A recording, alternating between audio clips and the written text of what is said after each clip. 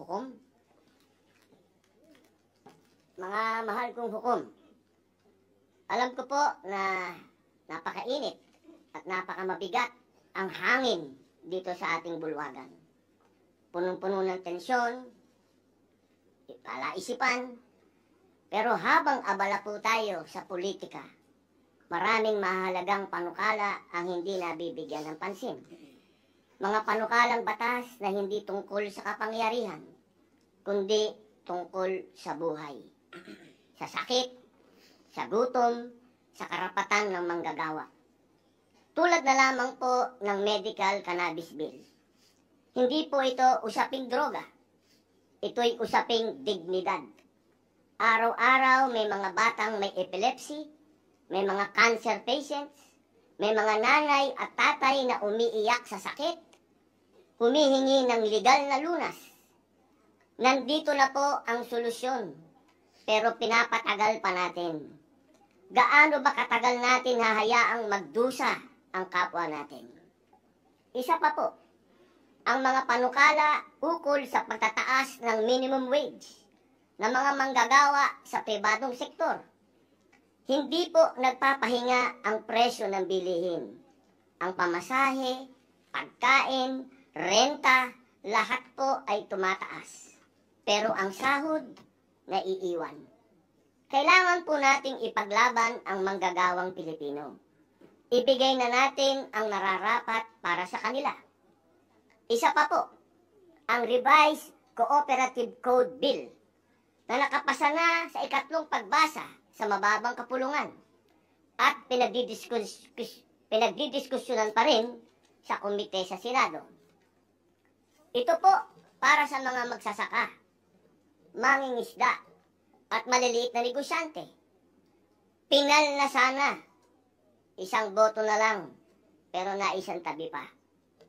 Sila po ang bumubuhay sa probinsya. Sila rin ang tunay na haligi ng lokal na ekonomiya.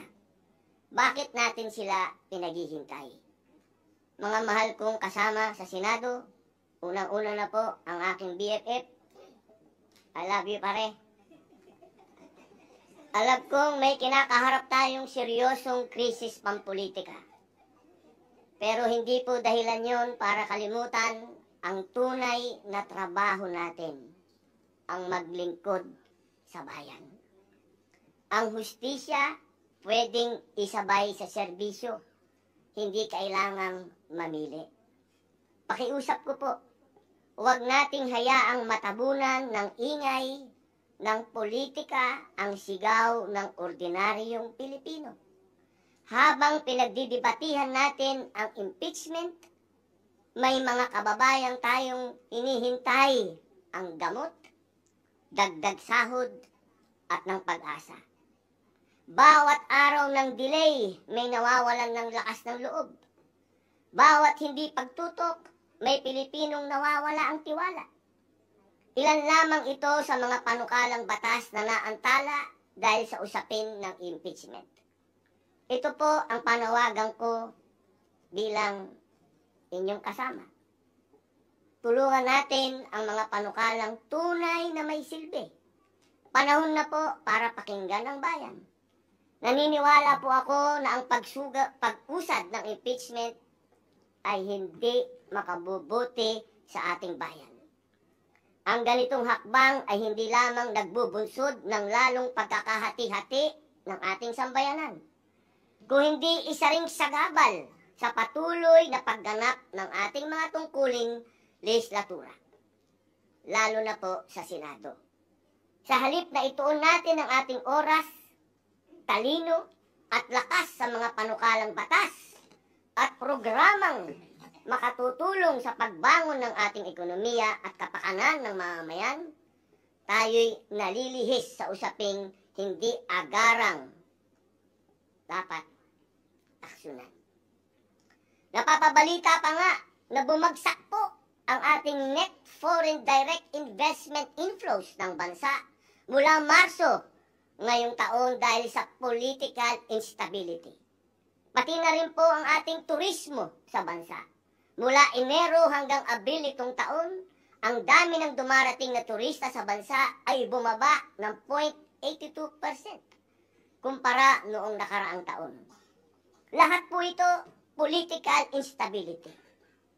Mga mahal kong kasama, ang impeachment na ito ay napakarami ding chismis, napakaraming iskandalo ng tungkol sa bayaran, sa alok, ng kung ano-ano.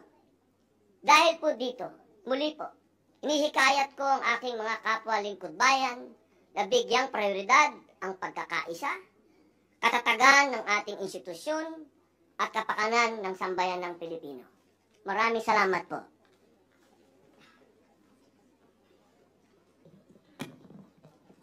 Senator, what is the pleasure of Senator Judge Pimentel?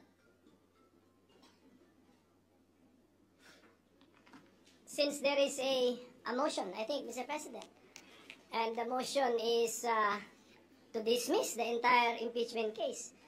So this representation has no choice but to object to the motion. And if I can, just like the movement, if I can also now give my reasons, Mr. President. Gentlemen, Before that, with the indulgence of the minority leader. what is the Senator pleasure of Senator Judge Cayetano? Just to clarify the motion before we debate on it, because I heard Senator Bongo second, but he also stated that okay then i-remand.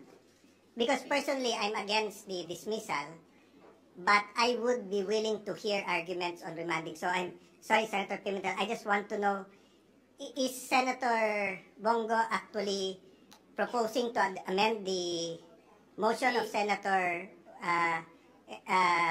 Judge Bato, and is Judge Bato amendable to that? Sorry. No, Mr. President, I was not confused at all because No, I'm the one who's Senator Go gave a seconding speech. Yes. So the motion stands. He is seconding the Yes. motion. Pero yung laman, Mr. The reason I want to ask, because I will object with Senator Pimentel kung dismissal, but I will listen to the arguments kung remanding to the, no. So, may I ask, With the permission your of the permission? Senator Judges to have the floor, may we hear from the principal movement? Senator Bato is recognized. Mr. President, my motion stands. I am for dismissal of the impeachment case, and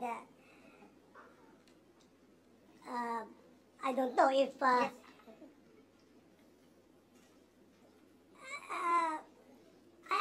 am open. I am open for discussion. I heard the statement of Senator Alan Cayetano, but still, I have already filed the motion, Okay, Mr. so, President. Mr. President, so let me continue now. I made my objection, and if I be allowed, just like the movement who gave reasons, if the the objecting part judge can also give his reasons, Mr. President. What is the pleasure of Senator Judge Villanueva? Mr. President, this is to somehow give this representation's point of view with regard to the pending motion. And as I made mention a while ago, Mr. President, I am also objecting, Mr. President, respectfully. But hope springs eternal, Mr. President. Bigla akong narinig yung binanggit ni Senator Alan and Senator Bongo. And if I'll be able to explain later after the minority leader, perhaps this representation would be able to encourage and influence the original movement of the motion. So I yield the floor to our minority leader, Mr. President. Chair would like to save the time of the court, so the chair will in the meantime allow Senator Pimentel to make of record his position, presumably against dismissal. Thereafter, before entertaining Against the motion. against the motion, before entertaining other senator judges to speak, the chair will suspend the session in case the appeals made will change anything. So that we will pursue this matter and put the matter to a vote with certainty. Senator Pimentel may proceed. No, I think, Mr. President, the motion has been made and this representation is objecting. So, later on, we have to now process the motion and vote on it because there is in the collegial body, someone is objecting, Mr. Senator Pimentel, you may proceed. Yes, Mr. President. I will not address the political statements of the movant and the seconding parties, Mr. President. Ang tanong nila kung makakain ba daw itong impeachment process. Pero marami namang bagay sa buhay na importante rin na hindi nahahawakan. Tulad ng hustisya. Hindi nga natin makita, hindi natin mahawakan niya, pero napakahalagang bagay po sa buhay ng tao. Ngayon, pagdating po sa konstitusyon, bakit inaangalan ko yung motion? The motion actually is unconstitutional, in the opinion of this representation. Because, according to Article 11, Section 3, Paragraph 6, per sentence na yung babasahin ko, the Senate shall have the sole power to try and decide all cases of impeachment. So, tignan natin mga fellow senator judges, sole power. So, ibig sabihin ng sole power, tayo lang ang may kapangyarihan, ang Senado lamang ang may kapangyarihan na mag-try and decide. So, litisin ng isang impeachment case at hatulan, desisyonan. Ngayon, kung aayaw tayo kaagad, hindi natin na-try, ang try is litis, palabas yung mga facts para ma-apply natin yung judgment natin sa facts. Wala na pong matatakbuhang ibang body. That's why a motion which cuts short the entire process is unconstitutional. And then, same article, Section 3, Paragraph 4, basahin ko ulit ito, pero paulit-ulit ko na ito sinasabi when we were in legislative session. In case the verified complaint or resolution of impeachment is filed by at least 1/3 of all the members of the House, the same shall constitute the articles of impeachment, and trial by the Senate shall forthwith proceed. I believe, and I think I'm correct, that the impeachment case against the Vice President falls exactly under the facts assumed in paragraph 4. This is the articles of impeachment filed by at least 1/3 of all the members of the House. Lampas pa nga sa 1/3 of all the members of the House. Therefore, what should the Senate do? Trial by the Senate shall forthwith proceed. So, trial means we bring out the facts so that we can now apply what is the mandate of the Constitution. Mag-decide tayo given the facts. Should that impeached official continue to remain in office, or should that impeached official be removed from office? High-ranking government official. So kung makita po natin, into constitutional provisions, andun yung word na try, andun yung word na trial. So wala po tayong choice but to respect, lalo na ito, we fall squarely under this subparagraph 4 which I just read. We have to respect the decision of the overwhelming majority of the members of the House of Representatives, more than 1/3, because they are also the representatives of the people. If they find something worthwhile charging a high-ranking government official with an impeachment and impeaching that official, the Senate has no choice but to hold the trial. Bakit? Yung mga representatives ng taong bayan sa House of Representatives, gusto rin makita ng taong bayan, did they act properly? Did they act justly? Ano bang ebidensya nila? Ilabas yan. O kasi kung wala ring ebidensya, sinayang yung oras, sinayang yung resources, next election, lagot kayo sa inyong constituents. And then at the same time, a trial necessitates respecting the rights of the parties we are also respecting the right of the impeached official kasi kaya nga tawag sa kanya, impeached officer na siya eh. So, na-tarnish na nga actually ang kanyang reputation in public service ng House of Representatives. The trial will give that impeached officer the chance to clear his or her name and at the same time maybe rebuild his or her reputation, Mr. President. And then, since the presiding officer, when we adopted the rules, when he made the motion to adopt our rules, we did not only adopt our Senate rules on impeachment, we also adopted some rules of the rules of court and then some circulars and some amendments.